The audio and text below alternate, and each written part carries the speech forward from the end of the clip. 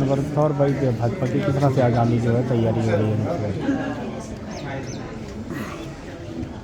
हिमाचल प्रदेश में भारतीय जनता पार्टी ने तय किया कि जितने भी हमारे जनप्रतिनिधि हैं वो केंद्र सरकार की उपलब्धियों को प्रभावी ढंग से लोगों तक पहुंचाने के लिए काम करें और इसलिए उनका प्रशिक्षण की व्यवस्था करनी चाहिए। और उस तरह से इससे पहले जिला परिषद का प्रशिक्षण हुआ पार्लियामेंट्री कॉन्स्टिट्यूंसी वाइज और अभी ब्लॉक समिति का, और आने वाले समय में और भी अगर पार्टी की योजना बनेगी तो पंचायत के प्रधानों तक भी इस प्रशिक्षण को पहुंचाएंगे। उसी दृष्टि से आज कुल्लू और लाहौल स्पीति जिले के जनप्रतिनिधि जो ब्लॉक समिति के चुने हुए प्रतिनिधि उनके साथ ही वर्कशॉप थी यहाँ और उसमें हमारा पार्टिसिपेशन हुआ।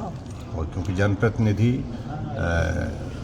एक ग्रास रूट का एक नेतृत्व होता है और उनकी एक पहचान होती है और उनका प्रभाव का इस्तेमाल पार्टी को मजबूत करने की दृष्टि से हम किस प्रकार से कर सकते हैं, उन तमाम मुद्दों को लेकर के बातचीत हुई। हाँ सर, उप मुख्यमंत्री का भी बयान आया थोड़ी देर पहले ही, उन्होंने बयान दिया है। वो कह रहे हैं कि केंद्र सरकार की तरफ से मदद इसलिए नहीं हो रही है क्योंकि नेता प्रतिपक्ष जो है वो उस मदद को रोक रहे हैं। देखिए, काफ़ी दिनों से वो बोले नहीं थे, बोलने की गुंजाइश इसलिए नहीं थी क्योंकि मुख्यमंत्री बोलते थे। अब मुख्यमंत्री जी स्वास्थ्य ठीक ना होने की वजह से अभी ट्रीटमेंट के लिए दिल्ली गए हुए हैं। ऐसे में उनको शायद ऐसा लग रहा है कि उनको एक अपॉर्चुनिटी मिली है और मैं उनके बारे में ज़्यादा टिप्पणी करता भी नहीं हूँ जिस तरह की वो भाषा का इस्तेमाल करते हैं, लेकिन ये दौरा उनको पड़ता रहता है और फिर अब की बार पड़ा है तो मैं सिर्फ यही कहूँगा कि हिमाचल के हितों के लिए हम अपने जान प्राण देने के लिए लोग ऐसे लोग हैं जो तैयार हैं और हिमाचल के हितों के लिए हमने एक नहीं तुमसे ज़्यादा लड़ाई लड़ी है। इस बात को उनको समझना चाहिए और इसलिए उनकी भाषा में जवाब देने के लिए मैं दे सकता हूँ, लेकिन मैंने जितनी बात कही इतनी ही पर्याप्त है आज की तारीख में। सर, सीपीएस मामला भी पहुंच गया है सुप्रीम कोर्ट, किस तरह देखते हैं? सीपीएस के मामले में अभी मेरी बात हुई दिल्ली में, जो हमारे एडवोकेट है सतपाल जैन जी। कांग्रेस ने इस मामले को हाई कोर्ट से दिल्ली ट्रांसफ़र करने के लिए कहा और ट्रांसफ़र की दृष्टि से उस सारी चीज़ को लेकर के आज सुप्रीम कोर्ट में पेशी थी, लेकिन कांग्रेस का वकील ही वहाँ पर खड़ा नहीं हुआ। मनु सिंघवी को उनने वकील वहाँ पर प्रस्तुत करना था अपना वकील पक्ष रखने के लिए, लेकिन वो आए ही नहीं। और इसका मतलब सीधा है कि कांग्रेस वालों को अच्छी तरह से मालूम है कि केस इस प्रकार का है जिसका पक्ष रखने की बहुत बड़ी गुंजाइश नहीं है और इसलिए इनके वकील भी भाग गए। और मैं सिर्फ यही कहूँगा कि इस मामले का फैसला अब जल्दी होना चाहिए। कल फिर से हाई कोर्ट में ये मामला लगा है और हाई कोर्ट में भारतीय जनता पार्टी की ओर से जो वकील दिए हैं उनने अपना पक्ष पूरा रख दिया है और मैं उम्मीद करता हूं कि हाई कोर्ट की ओर से कुछ न कुछ निर्णय इस संदर्भ में बहुत जल्दी आएगा। सर, वर्तमान सरकार के कार्य को किस परिप्रेक्ष्य से देख रहे हैं? देखिए, 10 महीने का क्या, अब तो 11 महीने होने लग पड़े। एक सप्ताह बाद 11 महीने हिमाचल प्रदेश में कांग्रेस पार्टी की सरकार को हो जाएगा। जितना नुकसान हिमाचल प्रदेश का इन 11 महीनों में हुआ है, मैं इस बात को कह सकता हूँ कभी भी इस तरह की स्थिति हिमाचल ने देखी नहीं थी। सब जगह काम रुका पड़ा है।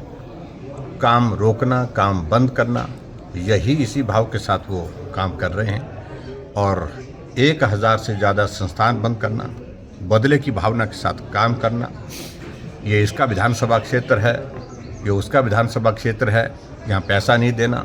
आज करोड़ों रुपए जो पीडब्ल्यूडी डिपार्टमेंट में, आईपीएस डिपार्टमेंट में जिन लोगों ने काम किए हैं और एक प्रक्रिया के अंतर्गत उनके टेंडर। इस खबर के प्रायोजक हैं बलवान कृषि BP 700 पावर वीडर। काम पूरा किया गया, लेकिन उसके बावजूद पिछले 11 महीने से उनकी कोई पेमेंट नहीं की गई।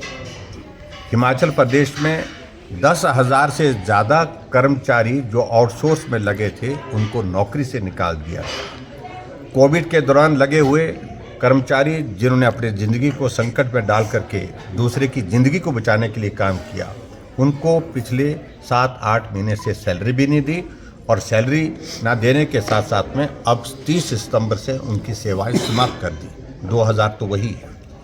पंचायती राज विभाग के कर्मचारी हड़ताल पर, सभी जगह इस बात को देख रहे हैं कि हिमाचल प्रदेश में इस प्रकार की एक परिस्थिति बनी है कि 10 महीने के छोटे से कार्यकाल में सचिवालय के बाहर धरना, रिज के मैदान पर धरना, चौड़ा मैदान में धरना, जिला मुख्यालय में धरना, ये परिस्थिति बन गई हिमाचल प्रदेश में कांग्रेस पार्टी की सरकार की। और लोग आज उनको पूछ रहे हैं, झूठ बोल करके तुम सत्ता में आए थे, गारंटियों का हिसाब मांग रहे हैं, जवाब देते बन नहीं पा रहा है उनसे। सर, टैक्सी स्टोन क्रशर का भी इसमें जो बंद है, जो गैस बेसन का है, तो जिससे सारे काम सरकारी कार्य जो है और निजी कार्य रुके पड़े हैं, तो क्या विपक्ष ने क्या स्टैंड लिया? देखिए, सरकार का काम करने का तरीका है, जो उनको समझ में नहीं आता है उसको बंद कर दो, बस बंद कर दो, बंद करना।